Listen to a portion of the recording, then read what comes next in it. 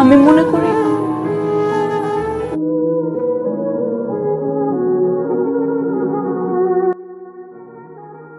আপন ভাইয়ের সঙ্গে সম্পর্ক নেই প্রায় একটি যুগ ধরে। সে যে গেল আর এলো না আদরের ছোট ভাই মাস্তাক।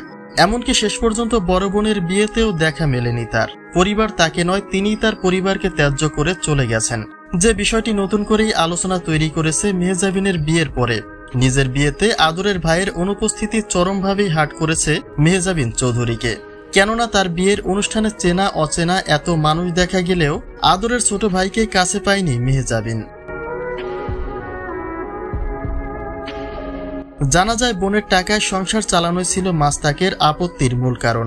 পরিবারের বড় মেয়ে হয়ে যখন মেহজাবিন তার পরিবারের হাল ধরেন, তখন থেকেই বোনের আর্নিং সোর্স নিয়ে আক্ষেপ তৈরি হয় ছোট ভাই মাস্তাকের। তিনি কোনোভাবে চাননি তার বোন কোনো চলচ্চিত্র নায়িকা হোক। এই পথের উপার্জনকে ঘৃণা করে বোনের সামনে বাধা হয়ে দাঁড়ায় ছোট ভাই মাস্তাক। কিন্তু তার সে কথা যখন অমান্য করে মেহজাবিন তার সিদ্ধান্তেই অটুট থাকেন, ঠিক তখনই নিজ পরিবার ত্যাগ করেন মাস্তাক চৌধুরী। পরিবারে 5টি বোনের মাঝে একাই ভাই ছিলেন মাস্তাক চৌধুরী। বলা যায় গোটা পরিবারের মধ্যমণি ছিলেন তিনি। কিন্তু শুধুমাত্র মতের অমিলের কারণেই নিজ পরিবার ছেড়ে আলাদা হয়ে যান মাস্তাক।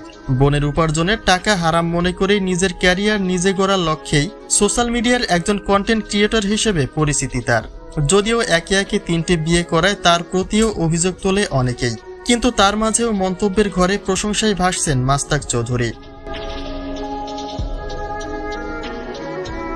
তবে পরিবারের একমাত্র ছেলে তার পরিবারকে ত্যাগ করলেও এখনও আদরের ভাইয়ের জন্য মন কাঁদে মেহজাবিনের। তার পরিবারের সকলেই চায় মাস্তাক আবার ফিরে আসুক।